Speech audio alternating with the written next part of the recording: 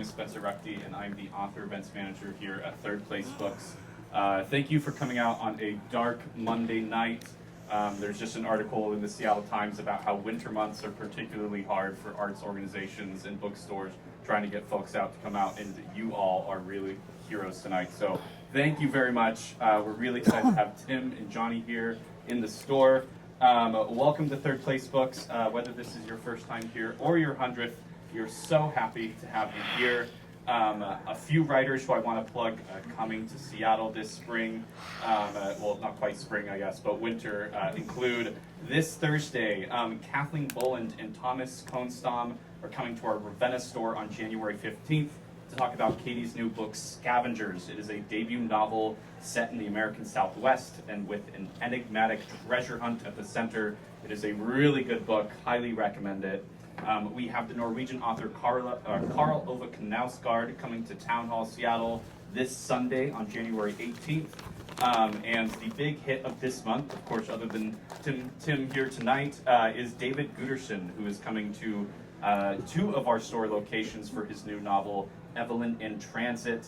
We are hosting David here at our Lake Forest Park store on January 21st, and then again at our Ravenna store on January 23rd. So you have no excuse to miss it as long as you are free on Wednesday and Friday nights. We host over 300 author events a year across our 3 store locations. And if you never want to miss out on seeing your favorite author come to town, I highly encourage you to sign up for our email newsletter at thirdplacebooks.com. Tonight's program will run for about 1 hour, and then we will follow with a signing here at this table for you guys. Tim is happy to sign copies of his new book, Lit, which we have here available tonight, here and also at the front of the store. And then we've hidden a few copies just in random spots, so you have to hunt for them. I will now ask you to also please turn off your cell phones and any other noise-making devices you may have on you for the duration of this conversation. And a reminder that every purchase you make tonight truly does support the future of our author series. We love keeping our events free and open to the public, just like this one, and your purchases really help support that work. So thank you. All right, and now I am very pleased to introduce tonight's speakers. Tim Sandlin has published 11 novels, has 3 movie scripts, and 2 books of columns to his name. He was a frequent reviewer for the New York Times Sunday Book Review until he got fired for what he calls, quote unquote, excessive empathy.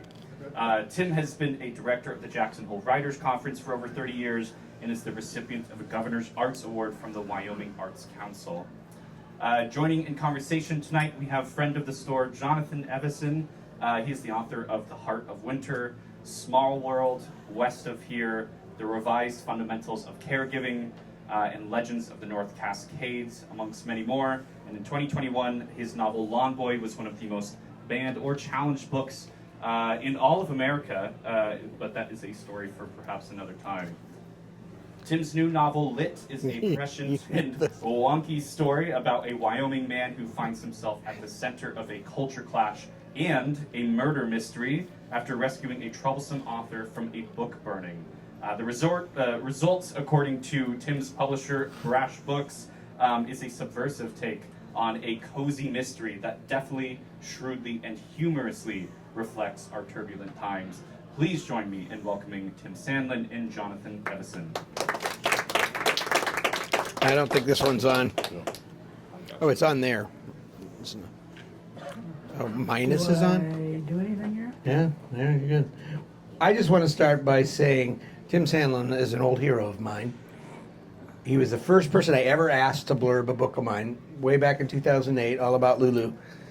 He had to say to Carol tonight, his wife, "Do you remember that? Did I do it?" But I loved the Gravant trilogy when I read it in the 90s, and when I found out that Tim had spent years living in a tent and washing dishes in the service of his art, I was like, that's my guy, because this is the age of like the MFA program and all these kids with their freshly minted MFAs, Ivy League kids, and like this is I don't know. He was just just working class writer, like doing it for the art. So it's a big thrill for me, and also Great. thanks Thrill for me to be here. So Anybody hear this? Yeah, we Okay. hear you. I have to apologize because it's been 8 months since I read the book in galley form. So I have a cheat sheet tonight, which I don't usually do. Because it's been. So you want me to answer some questions? Yes. Yes. And also, I invite anybody to jump in. That means you, Craig, and Ann and Michael back there. Anybody, if you got questions for me, or you just jump in. Let's just make this conversational. Yeah. The first thing is this obviously struck a chord with me, but Lit begins with a book burning, which is an image loaded with, political, moral, and historical weight. What drew you to start the novel there? I thought a book burning would be commercially a good thing to do. And I think you know more about, actually it was you getting banned that had me thinking a lot about book bans and book burnings, and it was a very popular subject for a while there, and it's still, there's still an awful lot of books being banned in the United States. But burning is a lot more. I wish I'd been burned. I don't know if I've been burned yet. Banned. You'll do better when you get burned. Yeah. But, I just got to give some more blowjobs. yeah, okay. I gave one blowjob and it sold me 30,000 books. I'm like, if I could sell 30,000 bucks for every blowjob, I'm like, line them up. 3 nights only, but line them up. I'm good to go. Well, coming out of Wyoming, there's probably more writers on Whidbey Island than there are in Wyoming. So when the book bans became a big deal, I got interviewed on what I thought. And I said it was really hard on librarians and teachers. Definitely. But the writers were loving it. Yeah. Because it sold books. And I have no idea if that's true or not. I was hoping to ask you at some point tonight. I think you're exactly right. And I've spent a lot of time talking with librarians and educators, the people that are actually on the front lines losing their jobs. And I'm just honest. I'm like, thank you for fighting the good fight. I'm mostly selling books. I mean, I got doxxed and I got a lot of death threats for a couple of weeks. But other than that, it's only been good. I mean, free speech is a healthy dialogue to be having. Mm-hmm. But I want to go to Judge Joubert because that character, when what you just said about everybody came to you. You are the most famous man in Jackson Hole as judge is, and you're kind of like the laureate, the literary laureate of Jackson Hole. And so Judge is such a funny character. He's such a pretentious windbag, but he's also just really lovable and in the end sort of redeeming. But were you kind of making fun of yourself a little bit? Yeah, of course. Yeah, I mean, because there's some pretentious twit myself. And Judge, the pretentious. He's not only the most well-known person in Grovant, Wyoming, but he has to tell you that. And if somebody has to tell you that they're famous, it's usually because they're not. So, and he drinks a lot, and he's. But you're not a big drinker. No, I don't drink. Yeah, no. See, but I did at one That's time. where it was hard for me. I was reading into it, and I'm like, that doesn't sound like Tim, but that does. It wasn't me, but it was a colorful character. A lot of my characters are like me, only with no filters whatsoever. And I make them as bad as I can, and then by the end of the book, hopefully you love them. That's it. The more unlikable they are at the start, the harder they are to redeem, the more satisfying it is to redeem them, right? Yeah, that's what I enjoy doing. Me too. And if I enjoy it, I just do it. Another thing, and this doesn't just speak to Lit, but a lot of your books, just as a writer, your protagonists feel like outsiders in their own community, and they live in small communities. Do you see alienation as a modern condition, a Western one, or is this a personal obsession with you? Because all the people in Lit, they live in this small community, but in a weird way, they're all sort of outsiders too, to each other. Yeah, well, I've always been an outsider, I guess. I was just writing about people I know and turning them loose and seeing what they will do if they're met with some strange conditions. I mean, not everybody goes and finds a dead body in the garage, and so this guy, how's he going to handle that? Ordinary people, extraordinary circumstances. Yeah. But any blowback, like the coffee girls, the the women that work in the, what do you call it, a coffee kiosk, like, Well- are those real people? No, they're the same people. If they didn't have filters, how they would react. If you write a story in the first person, your mother's golden rule Bible class is all going to take for granted that it's you and it's all true. And there's nothing you can really do to stop that. So it's all, it's all true, but it's not. So all those years living in, and you've been writing about these people for 40 years, you've never got any blowback? Like, nobody, I mean, I've noticed that people will look for themselves and then they often won't recognize the character that's actually written for them. Like, my brother always had that problem. Yeah. I've had a few people who swear they're in the books and they're not. And a few people who sort of are, but they don't recognize themselves. That's another part of just having a book. It's the guessing game that everybody plays. Am I there? Who am I? And they always, other people especially, like Carol, my wife, for the last 6 or 7 books. People around town, I'll give her the side eye. Did you really do that? And I have to deny it because it's You not didn't write true. about her boobs, did you? Because my friend Doug wrote about, in his book, The Road to Gammock, he had a scene where he talked about his wife's boobs, and like everybody gave him shit for like 20 years. They called us, "How's your wife's boobs?" from across the street. Like, he got called out every time. Like, Have I ever written about your body parts? You named a freckle on my, A what? a freckle on my eye. Oh yeah, I did say the girl had a nice freckle on her eye. It's gone now. Oh, that's my fault. Well, our mountain climbing ex-husband named a climbing route Carol's Crack. And so I think he did a lot worse than anything I ever did. I just think it because, like, I wrote this book about marriage. It was about a 7-year marriage, and everything I knew about my own marriage was sort of in it. Like, the context changed. It wasn't exact scenes, but like, I know my wife's just reading it, just going, "Oh, so this is what he really thinks of me." I don't know. Carol's a real good sport about that. So she hasn't ever said that it's me. There are people around town. That's one reason for moving to Seattle. Nobody knows me here, knows anything about me. Well, I they're going to just learn a little started all something tonight. over. So your humor often, and I said this about lit, but like just in general, your humor often coexists with violence, fear.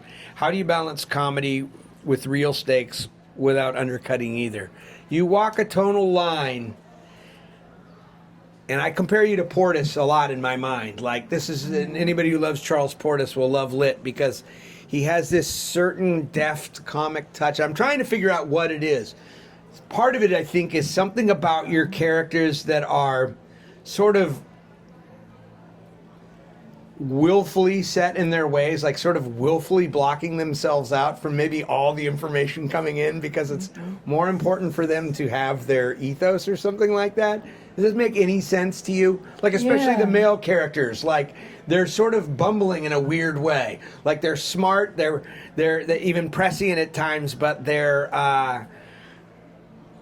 just, there's a streak at them that they just can't accept something outside the perimeters, and so it puts them in these situations that seem completely absurd through their lens. Well, I just write what I think is true, for one thing.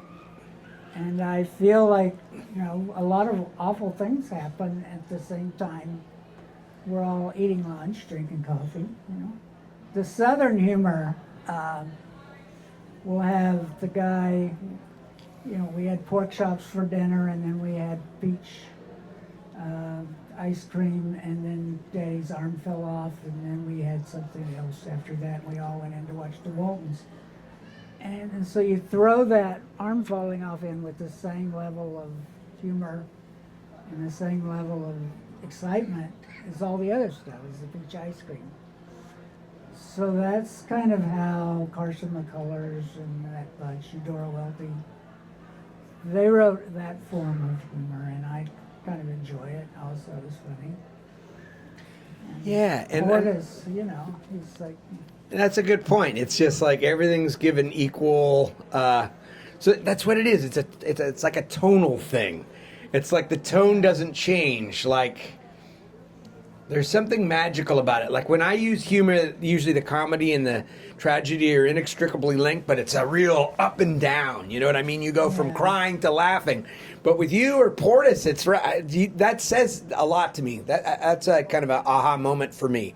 It's like everything is given sort of equal weight. So it has this sort of evenness thing. So what I was sort of conceptualizing of this blocking out, like they're willfully trying to block certain things out, yeah. that totally makes sense to me. Everything's just given even weight. I'm going to try that sometime. Like in Portis's Dog of the South, the guy's in a hurricane somewhere in Central America, and his roommate gets killed, a fence falls on him, and Portis finds a book in his roommate's stuff, and he reads the first chapter and realizes it's fiction, and throws it against the wall, and gets really pissed off that this guy would try to trick him into buying fiction.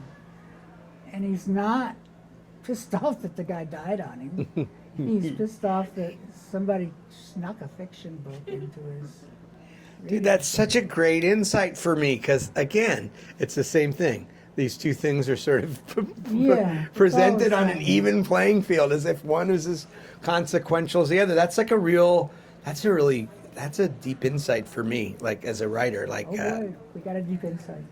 yeah, there you go. Well, I guess we're done here.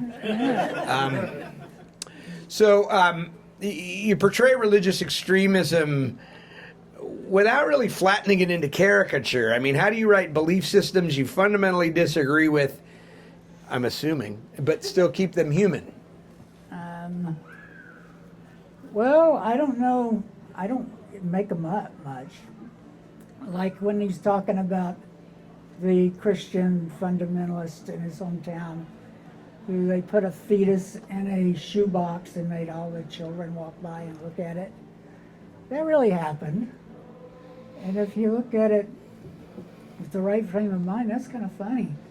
It is. And it I had a friend of mine who went to gay conversion therapy, and kind of similarly, they made him stick a piece of his own poop in a bottle and smell it all the time.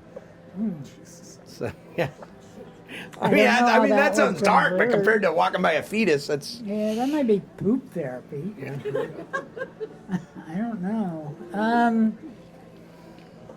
So, like, you know, especially in Wyoming and Idaho, that area, the fundamentalists take this kind of stuff real seriously, and you can conceive of a book burning and more than a book banning. But you never moralize. No, I don't care. Yeah. Well, why is that? Are you as the most Wyoming guy ever, and that sort of libertarian, anything goes? Because it's really, I have problems with this in a lot of modern fiction, is it's so polemical. Like I don't write books or read books to be edified by somebody else's worldview. I mean, I just want reportage on the human condition and what's out there, and I want to make it up myself. But you do a really good job of talking about subjects that are divisive without like really taking a side.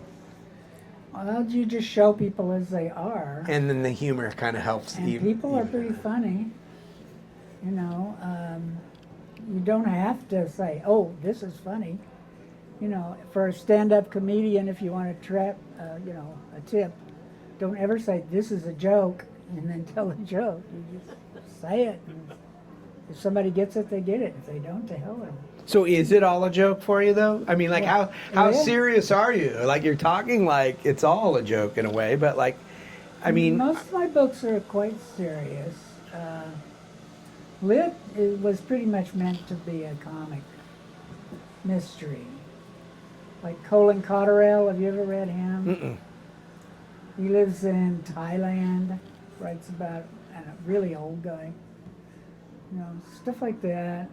It was out of all my, what did he say, 11 novels, it's probably the one that was meant to be funny.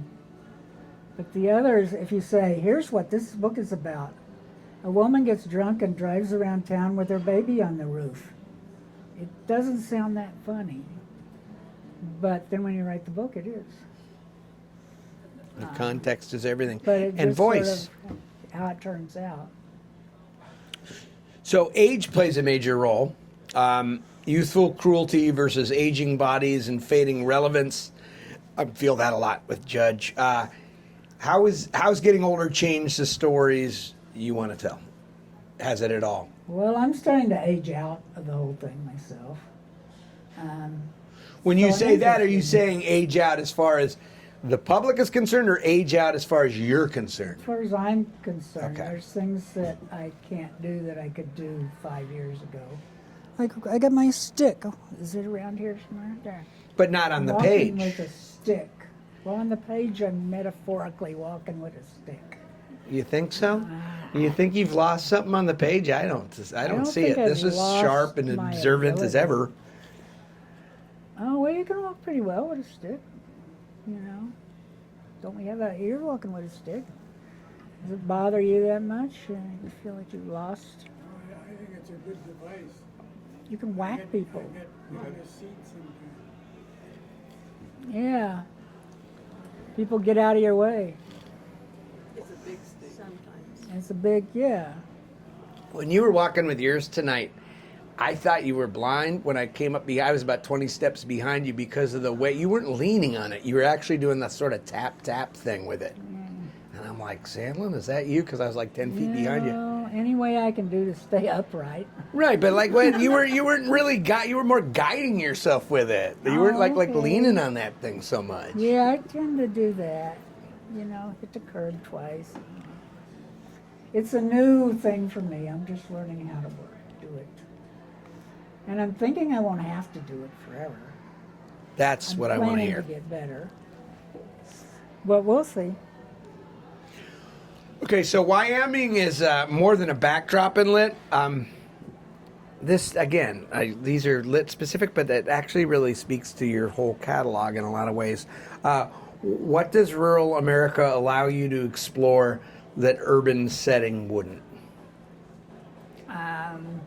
Just that whole, what it's like to live way out in the woods by yourself. That cabin is, you know, we talked about dinner, it's mostly true. In my real cabin, I didn't have running water, but other than that, that's up in the woods when you're by yourself, you think more. Like cowboys have cowboy poetry, cowboy art, cowboy dancing. All these art forms, how many professions can you think of have their own art forms? You know, you don't have bricklayer art or lawyer dancing. So if you're by yourself, and now that we have TV and way back in the cabins, it may not work out that way forever. But, so the guy spends an awful lot of time alone. And in a small town, you watch everybody. You know, Agatha Christie and Miss Marple had the small town, and she could solve every crime with somebody she knew in town that she didn't really even know. She just knew their story. That's why Miss Marple's so much better than Poirot. Poirot sort of sucks. So, yeah, he's a smart ass. Miss Marple is just a sincere, nice person. Well, it's sort of the interesting thing about the small towns, though, is like you sort of know everybody's business, but it's all, you really don't know what's behind that closed door. So there's like a level of intimacy on a sort of everybody knows everybody level, but like at the same time. Well, yeah, you don't talk about it. But I could see a woman in a post office, and I knew her first son ran away, and he was doing meth, and her first husband ran off with the hairdresser and got married and lives in Reno now. And I would know everything about her except maybe her name. And where she was from and what she actually felt when she went to bed at night. See, that's the interesting part. You're up in everybody's business in a way, but like you Yeah. don't know them. And like a small town presents, you can put it on a canvas where like everybody can be familiar, but an outsider all at once. I had an earlier question that was kind of speaking to that. That's an interesting, because I find that I also like to write about smaller areas. I don't think I've ever, when I think about it, I don't really write in a big urban setting. I mean, I kind of everybody knows everybody's business. Yeah, well, even in an urban area, a lot of people, if not most, will consolidate their surroundings. Like I go to this coffee shop up in Redmond, and I've only been here 6-8 months, and I have 4 or 5 good friends that are all older than me, and 2 or 3 friends that are under 25, and that's my group now. So that would be like a small town. You know, you end up knowing the same people. And you're a good listener. That's what I do. 'Cause Yeah, I'm a you're bad an talker. eavesdropper, right? Yeah, I could talk and eavesdrop at the same time. I learned. Oh, I That's mostly good. eavesdrop. Well, the talking's just running interference. Then they don't know I'm listening. I can just Oh, run the mouth okay. on autopilot, and I'm listening. That's how I found out teenage girls are so mean. Like, who knew? Like, I was sitting on the ferry one day because I got a teenage girl right now, and man, she is mean. She is so sweet at times, but she says some of the meanest shit to me. And 14, 15-year-old women are pretty much the meanest people on the human species. They're pretty unbelievable. yeah, and you just gotta not take They it grow out of personally. it, at least mine Yeah, did. thank you. I need to hear that. Oh. I need to hear that because every day, I mean, sometimes he's as sweet as pie. I got 2 teenagers at once right now. So I'm going to come back to Judge here. Again, he's obsessed with his legacy, his books, his reputation, his brand. I love when he talks about his Yeah. brand. It's a satire of authorship, or is this a genuine fear you share? I don't think it is, but I mean, like, you know, this. I don't fear much of anything with authorship, like legacy. Maybe it's because I'm not that successful compared to, you know. Well, you've got a legacy. I mean, I had friends reaching out to me. I think that the Gravant trilogy, those 90s books made a big impression on a lot of people, and like they still carry it with them. Stewart, who, you know, he's like, can I drop by some honey and some coffee beans for Tim Sandlin? Because I'm in Arizona tonight and I can't see him. Well, I don't spend a lot of time worrying about it. I turned Judge does, though. 45, living in a pup tent in the mountains. So you can't really worry about what people think of you, or you'll go, oh shit, I'm a loser, you know, which I didn't think. That's what drew me to you, actually. Oh. And everything on the page, but that too, the authenticity of that. Like when my wife married me, she was like, oh, cool, you write books? I had 7 unpublished books or something, and she thought that was cool. She was younger than me enough that she thought it was cool, whereas a woman my own age would have been like, dude, maybe you should start thinking about selling insurance. Yeah. And I was rolling egg rolls, 300-400 a day at 46. And then I would drive out to my tent and read books by flashlight. It's a good life. I agree, until you have kids, then it complicates it all. Oh, yeah, and when you get old enough, you need insurance. Yeah. Insurance is always the... As long as nobody's Sticking point. counting on you, though, man. Like, I was always a really happy, starving artist. Like, I had no complaints. Even when I had 7 unpublished books, I wasn't like, oh, number 8's going to be the one. I was just like, I was just so happy to have the work and like, just be free and unencumbered. And then when you started having a family, it's like, oh, shit. People are counting on me. Now I got to, like, you know, support them. And, like, so now Yeah. I can't live in a tent anymore. Or... I never worried a whole lot about that. I did live in a cabin without running water after I met Carol. It's just not, if you worry about that kind of stuff, you're not going to write. And writing's got to be all that matters. That's can't- it. That's what You made can't that. be casual about it. You can't say, someday I'm going to write a book.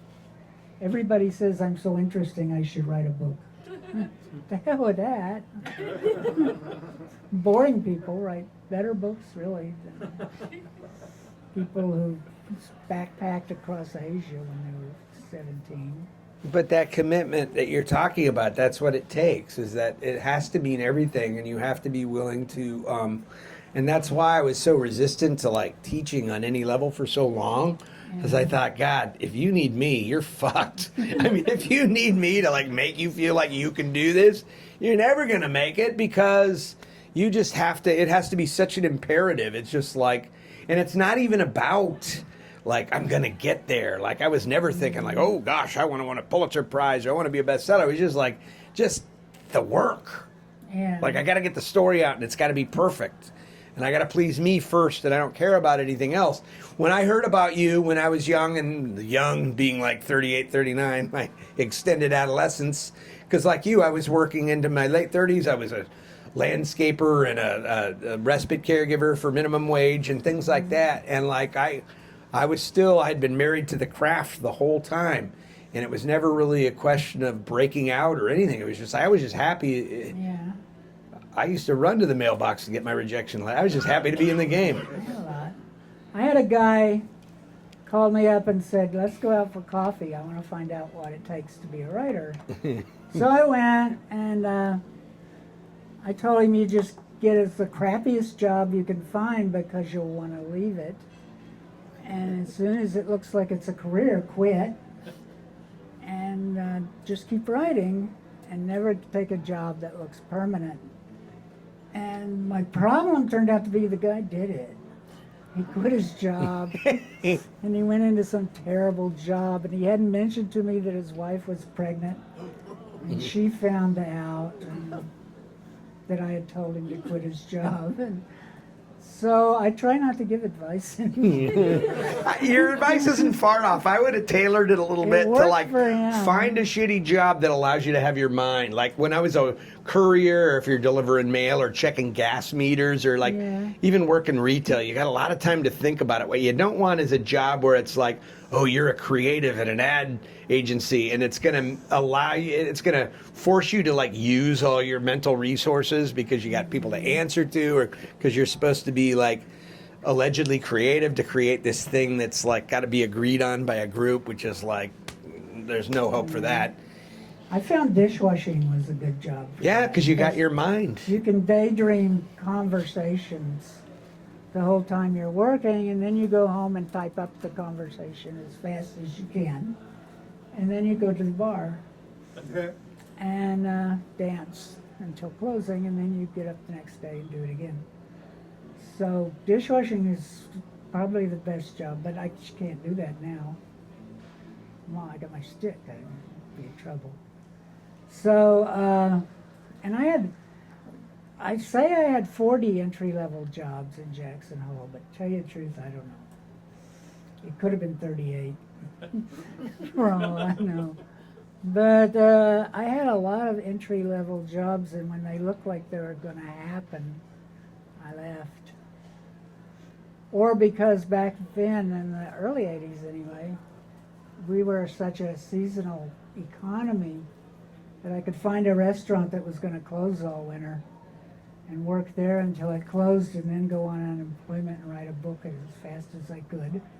Move indoors, write a book, then come spring, move back outdoors and get a job for the summer.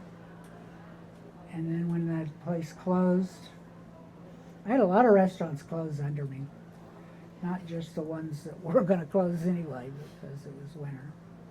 And it worked. I wrote a lot of books that never got published.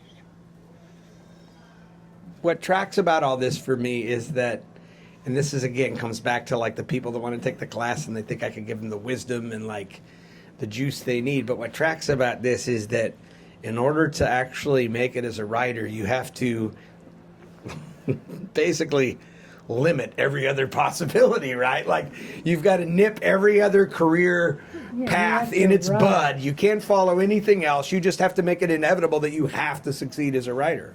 You can either try to succeed as a writer or you can write. You know, there's two different things there.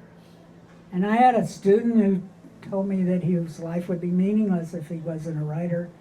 And I said, well, you're going to have to pick between skiing and writing, and I just never saw the kid again. He dropped out that week. So yeah, supposedly there's like 4 or 5 things that you can do: sleep, work, write, have a social life. And you have to pick 3 of the 4 and get rid of everything else. So I'm like the 16-year-old, the 14-year-old, Yeah. the 8-year-old, or the 90-year-old. I gotta keep all 4 now. Yeah. But there are people who do pull it off. I was never the kind that could get up at 4 in the morning and write for 2 hours while the family slept.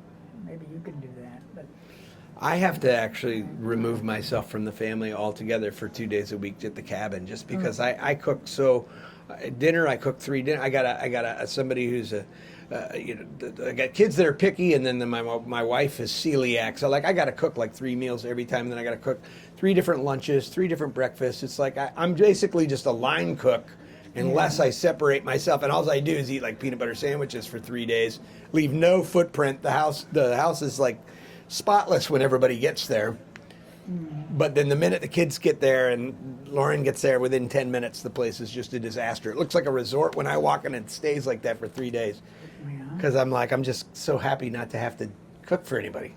so those 3 days you leave, you're long gone. 2 days, and then the third day they come. It's just, I write like 16 hours a day for those 2 days, and then maybe I get in like 6 hours. But if it's 4 in the morning, it's because I've stayed up till 4 in the morning. I don't willingly you get up just at do 4. what you got to do. Yeah. My friend Wen Blevins believed in the blow it all out method of writing, where you, I don't know, maybe Lee does it that way, where you just sit down and write a book, 20,000 words a day. And I believed in the 1,000 words a day for 6 months. But at the end, we had the same number of books out, because it took him so long to recover from that blasting it out, So you do what you have to do, basically. Yeah, I kind of work both ways. I don't put a word count, but like sometimes, at 16 hours, some days I'll end up with 5,000 words, and then other days, man, maybe it's a hard-fought 300 words, but maybe those 300 words matter. I wanted to ask you this, which was that it's something about the men in lit who they talk a lot, but they communicate poorly. Is that a generational critique, a gendered critique, or just human nature? Well, I don't know very many men, and I don't like very many men, for one thing. I like you guys, but I haven't, I was in Jackson, Wyoming, and I didn't ski and I didn't sell real estate, so I had nothing in common with anybody that I knew. But I liked women, because at that time, 30 years ago, it was what I did. So it's hard for me to write men, actually, except for my main characters, who are mostly me. Well, you say that, but they're nothing like you in a way. Like this is what I wanted to get to the bottom of. Like I see a little bit of you in Judge, enough to make me think, is he satirizing himself? But like, Yeah, I probably am. And Casey. Casey's just from 40 years ago. kind of a younger version of Judge in some ways. And they have an uneasy alliance. Hey, has anybody out there? I still got a lot of boring, multifaceted questions for Tim, but has anybody else got anything for us? Does anybody? I have some structural questions. I just read about the first 4 or 5 chapters. I just read about the first 4 or 5 chapters by coming here early and getting a copy. And I'm curious that your chapters are very short, and yet they're continuous. For instance, the second chapter ends, but it doesn't end because the scene continues on. And I find that it feels very snappy, and not snappy in a bad way, but it feels crisp and it feels fresh, and it pulls me in the story, and it just keeps moving me along. And I find it was an interesting choice to make these separate chapters. Well, these days in fiction, short chapters are kind of a fad. A lot of writers write fairly short chapters. A lot of those chapters are that length because that's what I wrote that day. And then the next day I would write chapter 2 and take off. It really helps if you know the next sentence is going to be when you quit each day. Yeah. Because if you don't know what you're going to do next, you tend to not do it. Well, this made me very happy because I Oh. tend to write short chapters and I had some criticism for it, but I like them. I mean, it just Anything to make you happy. feels- it's- yeah. And your choice to write this in first person. Well, I wrote 3 or 4 books in first person, and it's just fun. It makes the point of view thing easy. But And then I wrote a couple of books in third person, and they weren't as much fun. I mean, you gotta, if you're gonna write, you gotta enjoy it and you know, everybody says it's so hard, I hate it, but the truth is, you gotta love it, or you're not gonna do it. well, it feels like you love it. And in first person, yeah, I love it. Yeah. That's me. Yeah, I always hear writers talk about how hard it is and how tortured, and I'm like, dude, you obviously have not sorted rotten tomatoes in a warehouse in Yeah. 118 degrees, because I've had way harder jobs than that. You know, I mean, writing is, you're right, it's got to be fun, and you got to go with the hot hand. Like, when you got the juice, you got to go with it, but if you're not having fun, and this is why I don't outline, you know? Every time I've ever tried to actually outline something structurally, I just feel like, what am I doing here? Like, there's no discovery, there's no whimsy, there's no, like, I'm just running headlong into this thing and seeing what I'm going to discover. Well, if you know what's going to happen, the reader probably knows what's going to There you happen. go. And the reader gets bored. So, you know, there are writers, John Irving outlines every page, basically. And Kyle Mills will have a 140-page outline before he starts. But a lot of writers like Sue Grafton, she never knew who committed the crime until she got to the point where it was revealed. And that's how I was. I didn't know who did it in this book until suddenly they did it. That's interesting, because usually you would think that's why I don't write a mystery. It's because then I think, God, I'd do so much reverse engineering on a normal basis. You discover something, you go, oh, I got to go back and write that in so I don't miss more opportunities. But I thought if I was ever going to tackle a mystery or something like that, I would almost kind of have to reverse engineer it, and then I would be losing the experience that the reader has, which is the thrill of the Yeah. mystery. Well, I didn't have to reverse much that I remember. It was all set up in there. I think as Ursula Le Guin said, if you write a book that's the kind of book that you like to read, don't worry about that write what you know stuff. And recently I've been reading less heavy literature and more mysteries. You know, Nero Wolfe, that kind of stuff. I love that kind of stuff. It's funny, and it's character driven instead of plot driven. And so I thought I would write something that it would be fun to read. So I did.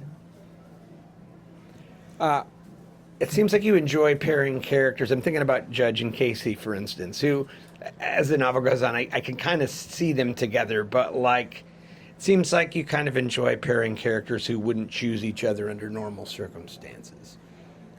Another thing where you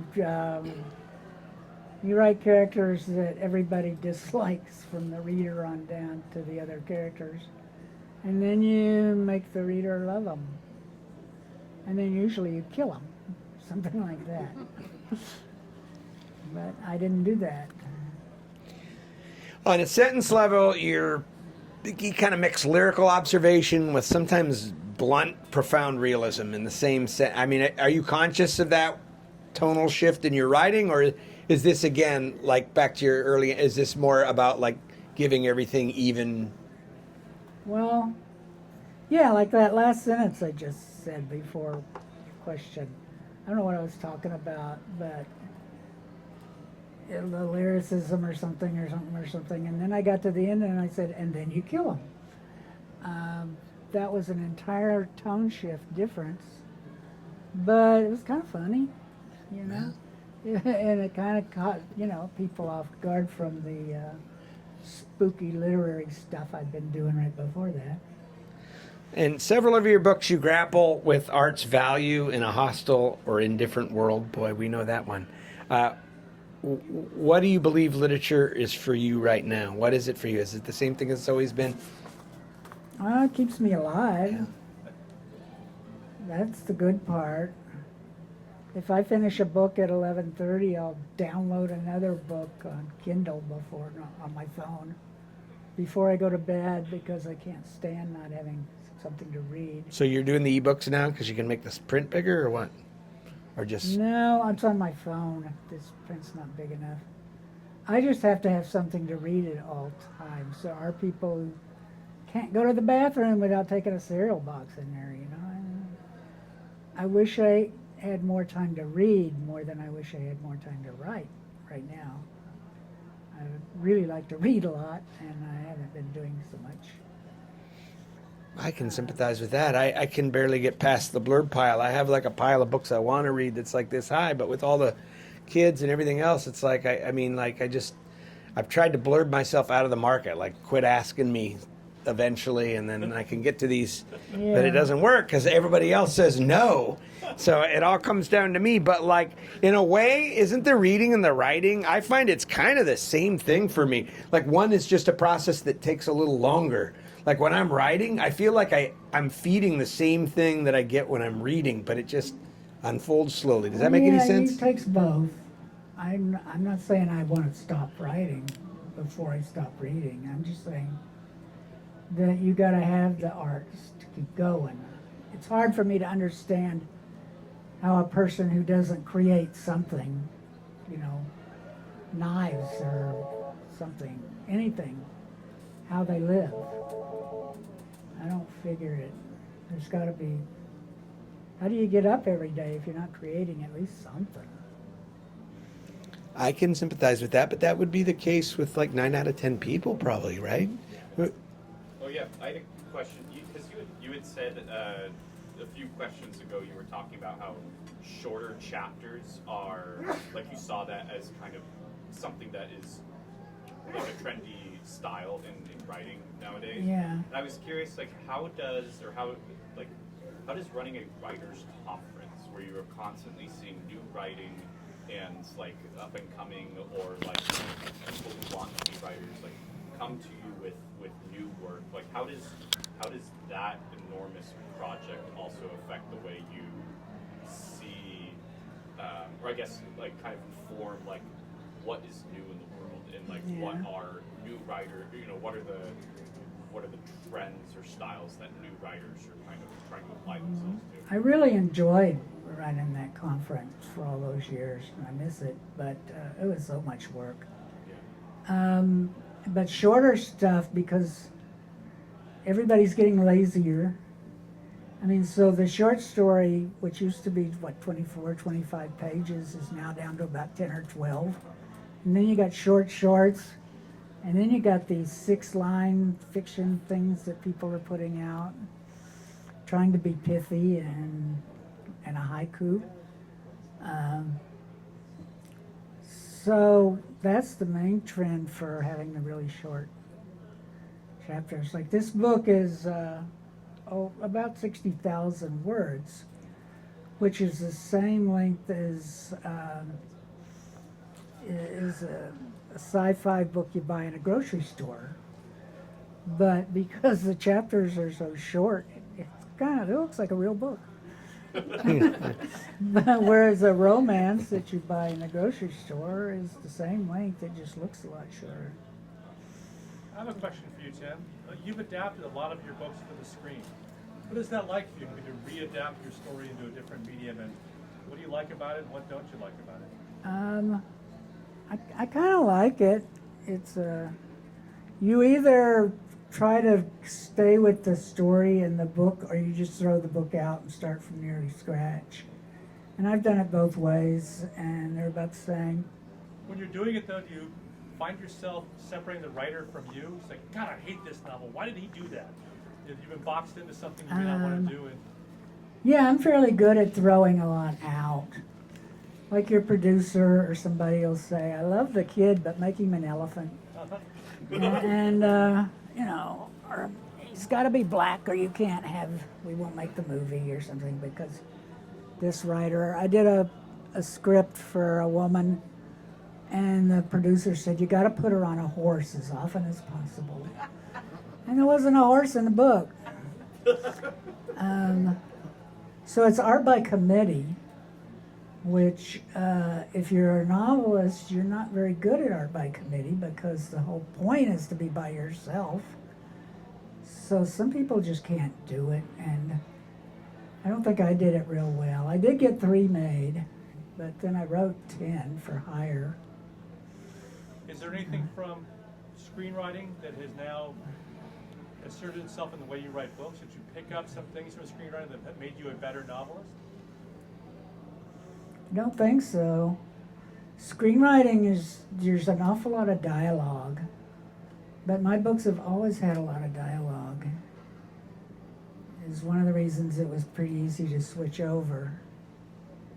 A movie is telling a story with pictures and dialogue, and a play is just dialogue. I don't know how anybody writes a play. That's way beyond me. Novels are more fun because you have the creative power. You don't have people telling you what to do. But then you don't have people throwing money at you either. So they're both fun. We were going to go on strike, the screenwriters, so I said, don't send me any books for a while, I just want to write a novel. And my agent just forgot me after that. He didn't send me anything for a long time, and when I came back, I went, oh, I'm ready now. And, well, you're over 40, we don't need you anymore. So, I don't know. Screenwriting, you get to fly around. Were you the ones that was talking about flying first class? That was fun. Novelists don't ever get to fly first class, or hardly ever. Well, I've been bumped a few times. I've had a couple that I guess. Never purposely first class, but I've been bumped a few times. There's a certain number of miles that the publishers will give you first class. But you don't get them because what I figured out, I was like, I have all these friends that just business travel. They just fly to New York once a month or something like that. And I'm like, and they're like, oh yeah, I just put a down payment on a car on my credit card points for flying. And I'm like, I should have 1,000,000 miles, right? And then I figured out the problem is I fly from Seattle to Portland, to Sacramento, to San Francisco, to LA, to San Diego. So even though I'm taking 10 flights, I've only logged 1,800 miles. Yeah. So they never added up. I do 40 cities, and at the end of the year, I was like, well, you got 8,000 miles. Wasn't ever enough to buy anything. Yeah, but screenwriting does pay a lot better than novels. Well, it used to anyway. I don't know. It's been a while since I did it. It still does. Unlike novels, the Writers Guild has minimums of what you can be paid for a screenplay. Well, why don't you get me in on a little of this, Lee? Everyone wants it. I traveled 4 hours to be with your author today. It's time you get me in on I'll just punch up some dialogue. You send me a check. How does that sound? It'll be good. With the novel, the writer owns the copyright. That's the biggest difference. With a screenplay, you don't own the copyright. So they can just do anything they want with it. And if it never comes to anything, I can tell screenplay stories all night if you want those. But if nothing happens, nothing happens. That's always been the frustrating thing to me about any medium besides writing, is that anywhere else I've ever dabbled, especially like in film, if the film doesn't get made, because I've optioned a few things and I've written a few things on contract kind of thing, but like the novel's always fully realized. Even if it never gets out of your drawer, it's fully realized, you finished it. You got the satisfaction of finishing it, but like a film's never finished until they flesh it out with the actors and somebody's pointing a camera and like there's craft services. Yeah. It's the editing is the final draft with a film because they change everything. Let's knock an hour off of this movie. And they do. So if you just want to have a satisfying life and you're fairly wealthy, write novels. Otherwise, write a few movies. Some people love it. If you like having famous names dropped in your, say, well, we love your book. We're gonna bring in, and then they give you this name, and you get all excited and give them the book for nothing. And they never bring in whoever it was. So, are you any more questions? Does anybody want to know anything about anything? Like how the mic works. All right. Well, thank you so much. Up. Okay. Where did you start with this book? Where? With the book burning.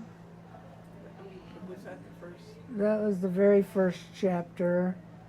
I thought it would be fun to write about book burning, and you get all the characters that are going to be the main characters, Judge and the librarian and Casey. You get them all going, you get the tone going of the story. You get, book burning. You get the kid who catches on fire. Not to give away secrets of the book, you should still buy the book. But there is a kid who catches on fire. But you knew you were writing a mystery. Yeah. I said, I'm going to write a cozy mystery, which all these reviews I've heard of my book say, this isn't a cozy at all. As if that's a really terrible thing. This is literature. And I'm like, oh, I don't know. But I was shooting for something that I could get published, actually, because I've got 2 books that I wrote that haven't gotten published or even read. Editors won't read a book right now, so I wanted to write something that somebody would read and then maybe publish, which it was nice enough for Lee to do. And we It's signed. Difficult All is a terrific book, which all of you are going to enjoy. We're going to get him to sign one for you. It is. Let's do that. Okay. Get up here I'm going and to buy sit lit and have it somewhere. signed. Great. Thanks for coming out. Appreciate it. Yeah, thank you everyone for coming out tonight. And of course, as a reminder, we have books for sale This out here. for you. Feel free if you want to get your book signed first before you go to the cash register. We trust you as long as you remember to pay. And then we have more books up for sale as well.